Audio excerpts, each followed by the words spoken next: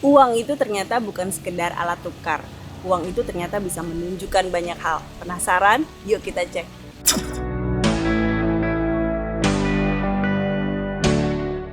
Yang pertama, uang bisa menunjukkan sifat asli seseorang. Wih, masa iya? Iya, perhatiin deh. Ada orang yang waktu uangnya nambah, dia makin suka berbagi. Dia makin niat untuk tidak menyusahkan orang lain. Karena memang sifat dasarnya suka memberi. Tapi ada juga orang yang waktu uangnya nambah, dia jadi tambah suka pamer. Dia jadi tambah sombong. Bukan cuma itu aja, dia juga nambah utang supaya tetap kelihatan hits. Jadi bener kan, uang itu ternyata bisa menunjukkan sifat asli seseorang.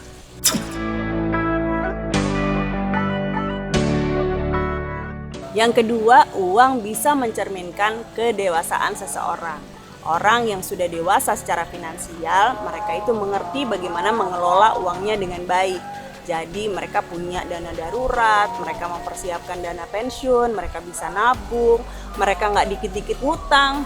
Sebaliknya orang yang belum dewasa nih secara finansial, mereka ya itu dikit-dikit utang. Pokoknya nggak penting lah, masa depan nanti aja dipikirinnya ke depan aja. Sekarang ya sekarang, yang penting hari ini happy, yang penting seneng waktu belanja gitu, yang penting dapat barang baru tuh happy gitu. Dia nggak mikirin masa depan. Nah, tentang 5 tanda orang itu sudah dewasa secara finansial atau belum, saya pernah cerita di video yang ini. Kamu udah nonton belum? Nanti ya, aku taruh di linknya di bawah.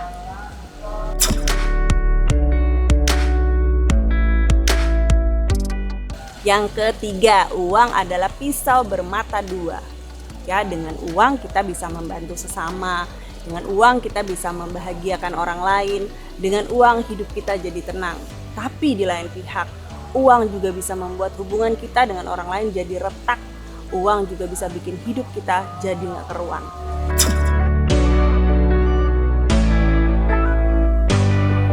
Yang keempat, uang punya kepribadian ganda. Ibaratnya seperti dua sisi mata uang itu punya kepribadian ganda. Uang bisa jadi sahabat kita kalau kita yang pegang kendali penuh atas uang kita. Tapi uang bisa jadi musuh kita kalau kita biarkan uang yang mengatur hidup kita. Kita menyerah sama uang kita. Kita biarkan segala macam keinginan dunia membuat kita jadi akhirnya terlilit berbagai macam hutang.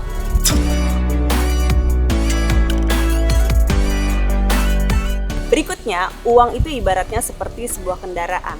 Kalau kita mau berpindah dari satu tempat ke tempat lain, kita perlu kendaraan. Seperti mobil, motor, bis, kereta, sepeda gitu kan. Nah, kita perlu tuh untuk memindahkan kita dari satu tempat ini ke tempat tujuan kita. Jadi uang itu sebetulnya hanyalah alat untuk membantu kita mencapai tujuan. Membantu kita untuk bisa mencapai banyak hal dalam hidup kita. Tapi uang itu sendiri bukanlah tujuan utama kita. Ingat, uang itu hanyalah sebuah benda mati.